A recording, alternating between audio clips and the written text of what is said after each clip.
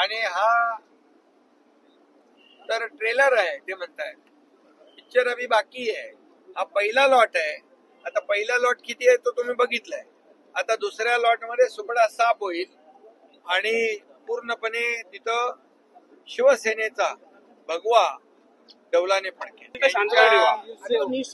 नेतृत्वाखाली आज 65 सरपंच, अनेक नगरसेवक, नगरपंचायत सदस्य, उपसभापती ते स्वतः आहेत, असे अनेक पदाधिकारी कार्यकर्ते आज शिवसेनेमध्ये सामील झालेले आहेत. मी त्यांचं मनापासून स्वागत केलेलं आहे. आणि हा तर ट्रेलर आहे ते म्हणताय. पिक्चर अभी बाकी आहे. हा पहिला लॉट आहे. आता पहिला लॉट किती आहे तो तुम्ही बघितलाय. आता दुसऱ्या लॉट मध्ये सुपडा साफ होईल आणि पूर्णपणे तिथं शिवसेनेचा भगवा डौलाने फडकेल. आणि त्यामुळे या ठिकाणी मी मारुती मेंगाळ यांचं मनापासून स्वागत करतो, त्यांना शुभेच्छा देतो. त्यांच्या सोबत आलेल्या सगळ्यांचं मनापासून मी शिवसेनेमध्ये स्वागत करतो.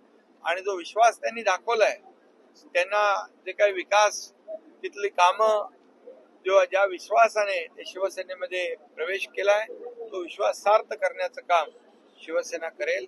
आणि त्यांना बाजूलाच जो आपल्या 40 वर्षाची काँग्रेसची सत्ता पलटवली ते जायंट किलर अमोल खताळ त्यांच्या बाजूला आहे. त्यांची त्यांना मदत होईल, सहकार्य होईल.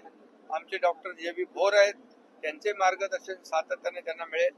आणि त्यामुळे त्या भागामध्ये विकास जो आहे, समस्या आहेत, जे प्रश्न आहेत ते सोडवण्याला प्राधान्य दिलं. सर 40 वर्ष जे काँग्रेसच्या सत्तेत होते किंवा 40 वर्ष काँग्रेसमध्ये सत्ता होती, ते देखील आता या सोबत येतील आता बाबा किती आता येता येता खूप आता शिवसेनेमध्ये एका विश्वासाने लोक येत आहेत. बाळासाहेबांची विचारधारा आपण पुढे घेऊन, विकासाची विचारधारा आपण पुढे घेऊन, या राज्यामध्ये आपण अनेक योजना राबवू आणि मग गोर गरीब सर्वसामान्यांचे सरकार आहे. त्यामुळे लोकांचा विश्वास शिवसेनेवर आहे आणि त्याचं एक प्रतिनिधी स्वरूप अकोल्यातलं पहिला एक टप्पा आहे. पुढे पुढे आगे आगे होता देखो होता है क्या, आगे आगे देखो होता है क्या. ग्रामीण भागातले अनेक कामं आहेत ते तुम्ही पूर्ण करण्याचे आश्वासन त्यांना दिलेलं आहे. खूप त्यांची कामं त्यांनी यात देखील वाचून दाखवली, तुम्ही देखील पूर्ण करण्याचे आश्वासन दिलेलं आहे. बिलकुल. ग्रामीण भागामध्ये शेवटी सरकार कोणासाठी आहे? विकासासाठी आहे, मूलभूत सोयी सुविधा देण्यासाठी आहे. त्यामुळे त्यांच्या ज्या समस्या आहेत त्या देणं हे सरकारचं कर्तव्य आहे.